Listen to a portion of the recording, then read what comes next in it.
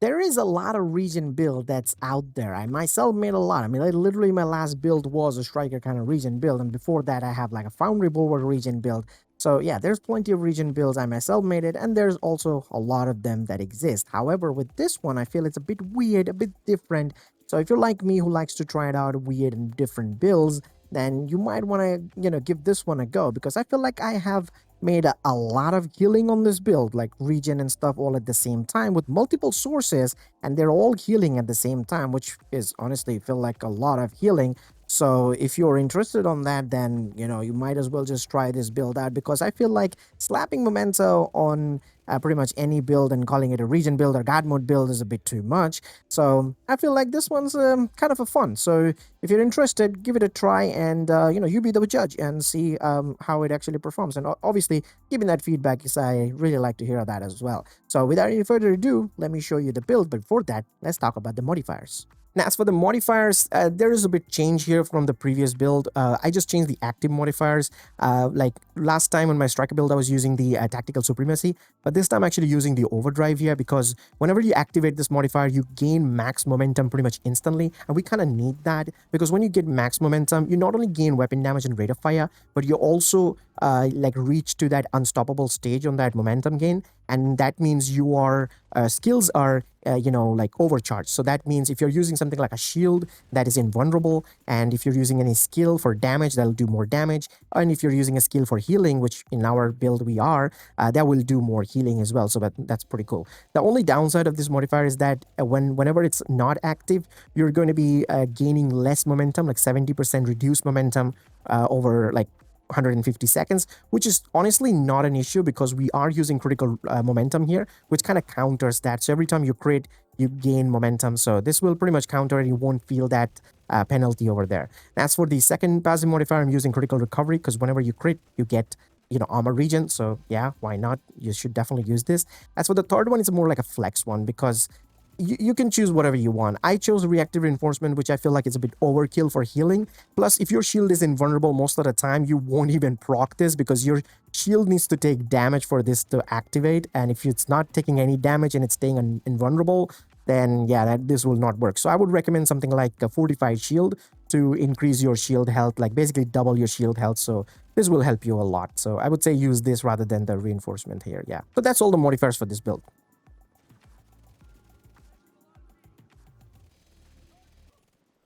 Now, as for the weapon here, as you can see, I'm using the new exotic SMG from this season.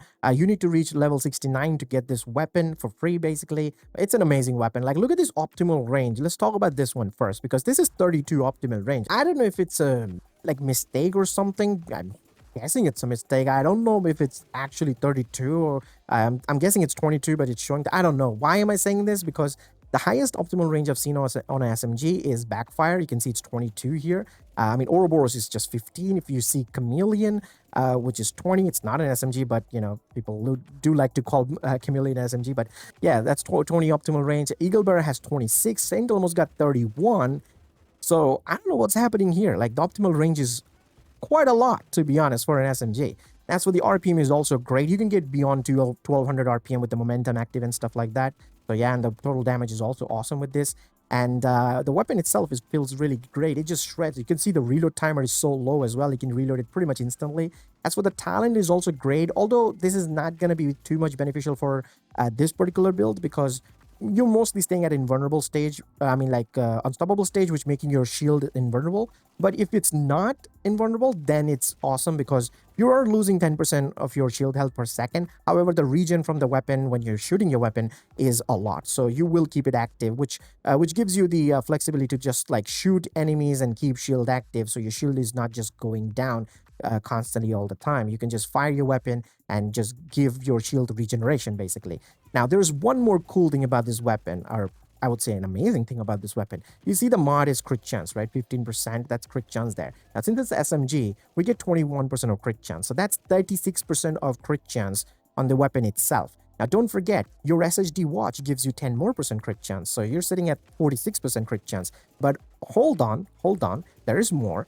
In this season, when you kill a blacklisted enemy, you get 10% more crit chance. So you're sitting at 56% crit chance on this build without having a single crit chance attribute on your gear or mods, which is crazy. That's a lot of crit chance just handed to you. Okay, so it makes easy to build the build basically. So yeah.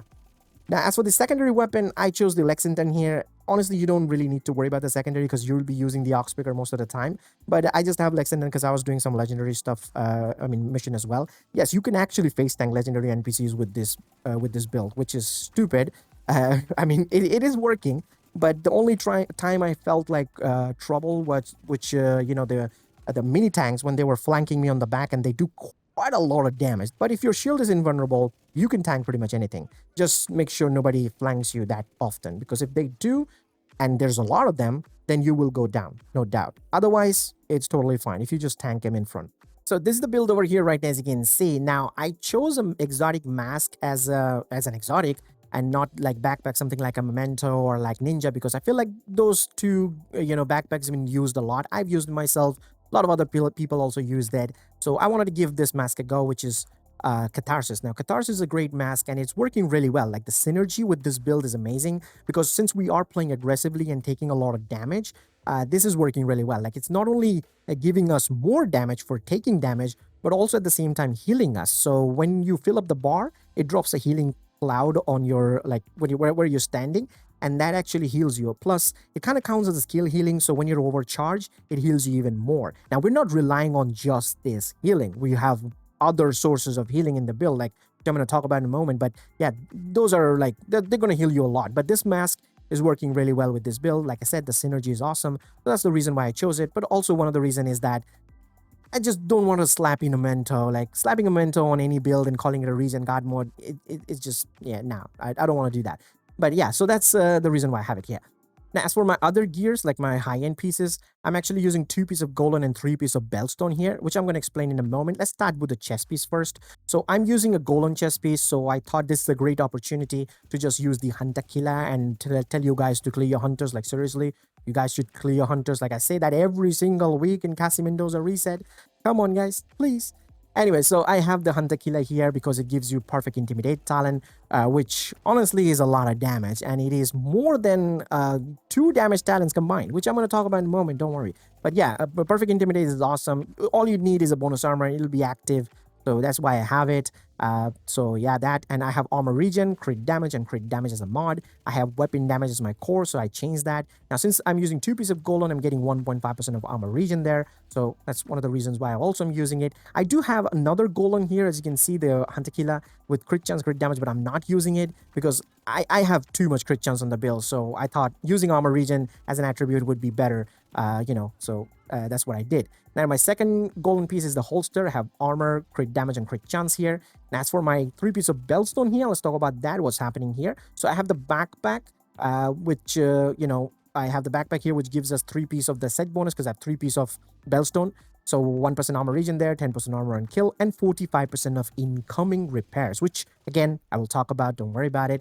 First, let's talk about the talent, which is Adrenaline Rush. I have this because I feel like this is kind of better than Bloodsucker or even Memento trophy pickups, because see, these 2 talents like Memento trophy pickups and the Bloodsucker talent, they will stay active for only 10 seconds, and if you take too much damage and you lose that bonus armor, you have to get another kill to get the bonus armor back, whereas Adrenaline Rush stays active pretty much at all times. Now, if you take too much damage and lose the bonus armor, you just have to do is wait. All you have to do is just wait 5 seconds, and you get that bonus armor back. I mean, you don't really have to wait 5 seconds because you have 3 stacks of it, and all the 3 stacks have like a separate timer. So pretty much all the time you're gonna have bonus armor active. That's all I'm trying to say here. It feels very easy. Now, don't get me wrong, I love Bloodsucker. I have my marksman rifle build, my rifle build where I one shot, and I keep Bloodsucker there because I kill chain with those build one-shot builds very quickly, so I can stack up Bloodsucker very quickly. Whereas this build, I'm staying up front, like aggressively, and I feel like Adrenaline Rush is doing a better job here than just Memento pickups and Bloodsucker talent, so that's why I chose it, because I feel like not many people uses this. I don't know why, but yeah, this is honestly, I feel like it's good. But don't worry, if you're a person who does not like Intimidate talent and like a bonus armor on the backpack kind of combo there, I got you covered, don't worry. You can use something like Unstoppable Force on the backpack, which is again a damage talent, which is same damage as the Vigilance talent, so it's 25% of weapon damage. All you have to do is get 5 kills and you have it active. The reason why I said unstoppable force when you're solo, because I wouldn't recommend vigilance when solo, because you take damage and you lose the buff. So that's why I said that. And as for the chest piece, just use obliterate. Simple as that. Just use obliterate there. So you'll have a damage talent on the chest piece and a damage talent on the backpack. So 2 damage talents there, which is nice. However, perfect intimidate, actually a bit more damage than 2 of those damage talents combined. I've already tested it. But if you're using just intimidate and not perfect intimidate, then obliterate and unstoppable force will beat that damage number. However, right now, perfect intimidate is beating both of those damage talents. That's what I did as a testing, so that's what I'm trying to say here. But again, like I said, if you do not like intimidate and bonus armor combo, use the 2 damage talents. If you want, you can use this combo. It's up to you. I'm just giving you, take it as a template, just use whatever you want, so you could choose that. Now, as for my other piece of buildstone, I have my gloves here, which has crit damage and armor regen, and knee pads, I have armor regen and crit damage with weapon damage as my core. So that's pretty much my build here. But now let's talk about that incoming repairs that I have because of that 3-piece of, buildstone there. Plus, also don't forget, I get 20% incoming repairs from the Catharsis mask. So 65% of incoming repair there. I have it because I have the Mender Seeker Mine as my skill. So no hive or anything, just the Seeker Mine, which heals me. It just follows you around, drops a healing cloud whenever you take too much damage, which I don't think is going to happen too often, to be honest. Your regener is too good to lose armor. So yeah, I don't think you'll reach to that stage. But if you did, it will heal you, and incoming repairs will increase that healing. So that's kind of nice. That's pretty much the approach I went here. Plus, don't forget, if you're at the unstoppable stage on your momentum, the modifiers thing, you will be overcharged. Like your skill will be overcharged, and that will heal you like crazy. And that will also add up that incoming repairs on top of it, and it'll stack and do even more healing. So yeah, that's actually a lot of healings. Now let me show you my stats over here. As you can see, I have 58% crit chance. This is the reason why I said that I don't need crit chance on my build, because I have too much crit chance. Like, yeah. The weapon itself has way too much crit chance. So yeah, you'll be fine with the crit chance. Even if you're a new player, you can't just complain that my SSD is low, I don't have crit chance, because weapon gives a lot of crit chance. So you're gonna reach that high crit chance eventually, don't worry. Now, as for the crit damage at 141, now as for my defensive stats, this is 10% armor and kill that's happening here. And this is the regen. This is the passive regen that I have on this build. Like without adding any extra regen from whichever regen that I have, which is either the healing from the Seeker Mine or the critical recovery or the Catharsis mask healing. So this is the passive regeneration from the build, which is happening all the time. So 56,882. This is the regen I have, which is pretty good for 1.5 million armor. It's actually good. If you want more regen, of course, increase that armor, because more armor, you have more regen, but then you will lose damage. So I wouldn't recommend it. 1.5 is pretty fine, this armor. As you can see, I have 65% incoming repairs here, 10% protection will hit, which it doesn't matter.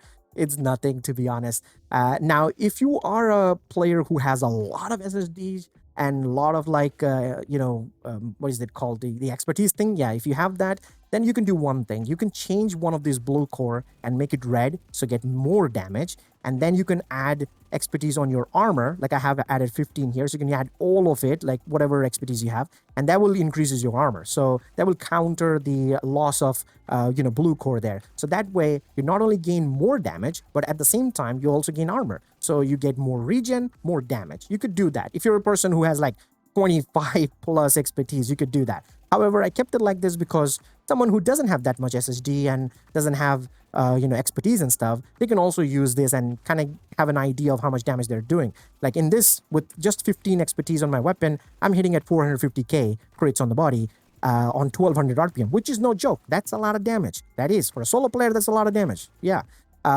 But you can increase that damage even further. That's what I'm trying to say. If you're a person with higher SSD and higher, expertise, you can increase that damage. So that's pretty much it for the video. Hope you guys enjoyed it. If you did, leave a like, subscribe, because, that's free. It also helps me, and leave a comment because, impressions and stuff.